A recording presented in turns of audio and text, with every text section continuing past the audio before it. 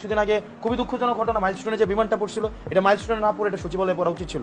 মধ্যযুগীয় চিন্তা ভাবনা সম্পন্ন 201 নম্বর রুম থেকে 202 নম্বর রুমে তারা চিঠি পাঠায়। গুন্ডামি না থামাইতে পারি আমরা, জনপ্রশাসন মন্ত্রণালয় যদি গুন্ডামি না থামাইতে পারে, আসলে দিন শেষে আমাদের এই চাকরি প্রার্থীদের এই লেজুর ভিত্তিক দৌরাত্ম, লাল ফিতার এই যে দৌরাত্ম থেকে আসলে আমাদের মুক্তিটা আমাদের আসলে এটা আমাদের দুর্ভাগ্য। আমরা আসলে রাজনীতিবিদদের নোটবুকেও আমরা নাই, রাজনীতিবিদরাও হচ্ছে আমাদের নির্বাচন, তারপর হচ্ছে আসন ভাগাভাগি, তারপর হচ্ছে পরবর্তীতে মন্ত্রণালয় ভাগাভাগি, সেগুলো নিয়ে ব্যস্ত। আর এটা দুঃখ, আপনারা এখানে চাকরি প্রার্থী আছেন, এটা বাস্তবতা, রূঢ় বাস্তবতা। সেটা হচ্ছে আপনারা শুধু সংখ্যায় ম্যাটার করেন। কোনো একটা আন্দোলন হোক, তখন আপনারা নামবেন পিছনে, একজন রাজনীতিবিদ এসে সামনে দাঁড়াবে, তখন ওই রাজনীতিবিদদের পোর্টফোলিওটা ভারী হবে যে আমার পিছনে অনেক মানুষগুলো আছে। চিন্তা করেন কি পরিমাণ মানে সনাতনী চিন্তা ভাবনা সম্পন্ন, পশ্চাৎপদ চিন্তা, মধ্যযুগীয় চিন্তা ভাবনা সম্পন্ন 201 নম্বর রুম থেকে 202 নম্বর রুমে তারা চিঠি পাঠায়। এবং এই চিঠিটা প্রথমে যায় হচ্ছে আপনার জিপিইউতে যায়, মানে 201 থেকে 201 নম্বরে একটা রিকোয়েজিশন দিবে, ধরেন কিনবে, ময়লার ঝুড়ি কিনবে, তখন এটা চিঠি পাঠাবে, চিঠি যাবে জিপিইউতে, জিপিইউ থেকে এটা অ্যাপ্রুভ হয়ে আবার 202 নম্বর আসবে, 202 নম্বর আবার এটা জিপিইউতে পাঠাবে, জিপিইউ আবার 201 নম্বরে পাঠাবে।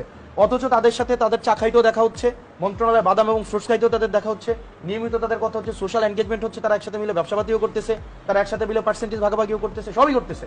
কিন্তু তাদের কাজ করার ক্ষেত্রে এই জিনিসগুলোকে তারা শুধুমাত্র এই যে আমাদের পুরো ফ্রেম, আসলে আমাদের এই প্রশাসনের পুরা মানে খোলনলচে আমাদেরকে পাল্টাই ফেলতে হবে। কিছুদিন আগে খুবই দুঃখজনক ঘটনা, মাইলস্টোনে যে বিমানটা পড়ছিল, এটা মাইলস্টোনে না পড়ে এটা সচিবালয়ে পড়া উচিত ছিল।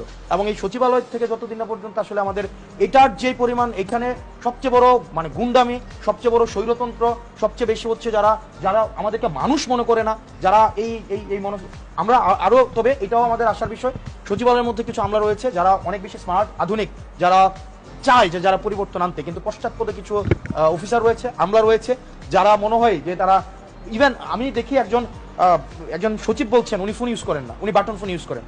আপনি চিন্তা করেন মানে এই যুগে এসে মানে একটা মানুষ বাটন ফোন ইউজ করেন, এটাকে আসলে এন্টারটেইন করার কোনো বিষয় না, এটা অযোগ্যতা হিসেবে আমাদেরকে বিবেচনা করতে হবে।